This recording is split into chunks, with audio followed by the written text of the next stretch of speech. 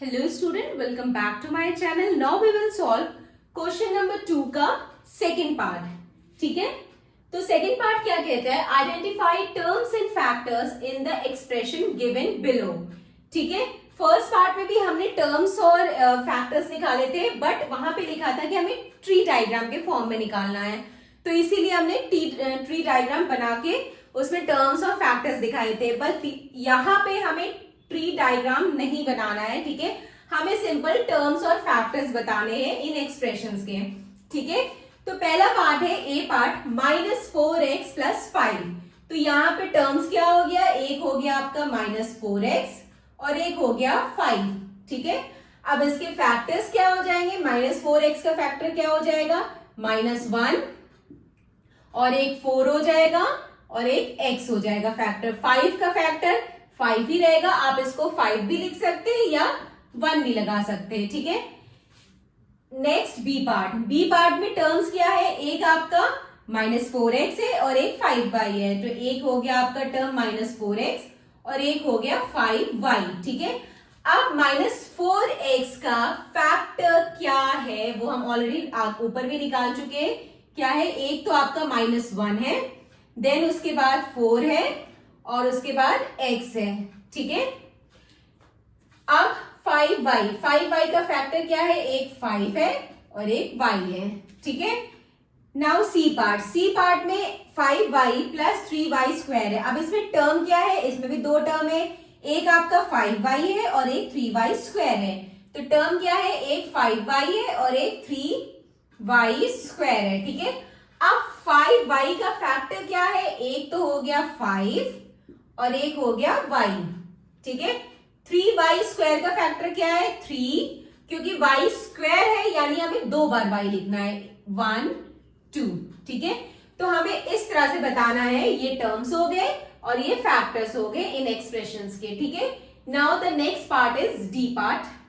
Now the D part is xy + 2x² y²। तो यहाँ पे एक टर्म हो गया xy और एक टर्म हो गया 2x² y²। ठीक है, तो एक टर्म हो गया आपका xy और एक टर्म हो गया 2x² y²।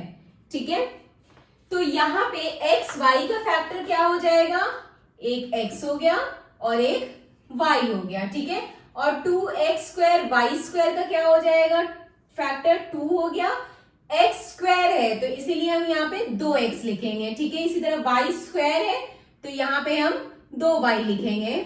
ठीक है, तो ये इसके फैक्टर्स हो गए। अब नेक्स्ट ई पार्ट, pq + q। तो यहाँ पे भी दो टर्म है, एक pq है एंड दूसरा q है। ठीक है, तो यहाँ पे दो टर्म है, एक हमारा pq है और दूसरा q है। ठीक है, अब pq के फैक्टर्स क्या होगा? एक तो हम आपका हो गया p और एक q।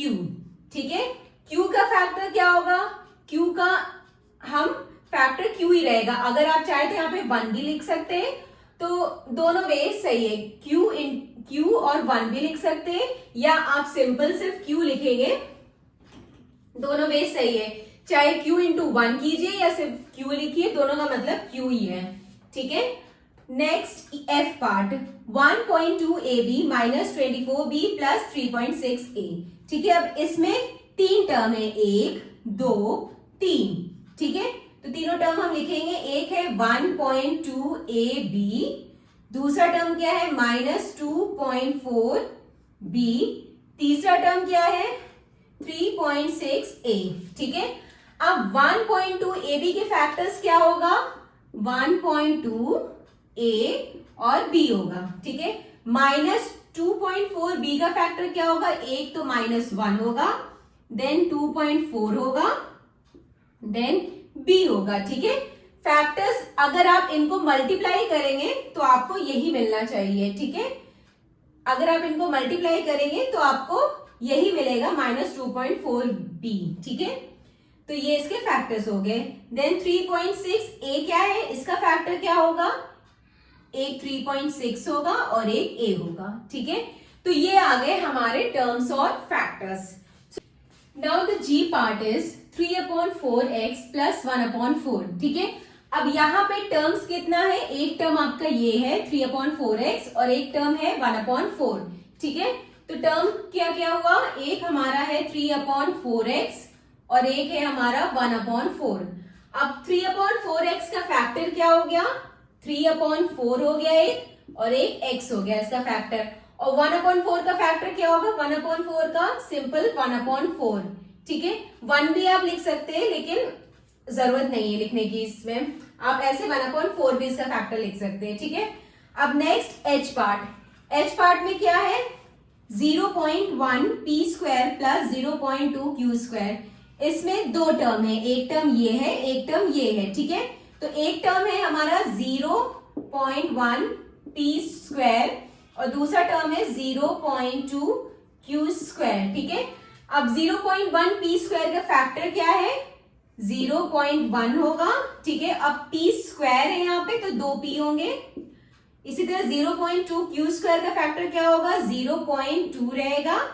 q स्क्वायर है तो यहाँ पे 2q होगा। ठीक है, so this completed our question number 2. Now question number 3 in the next video. Bye bye, take care.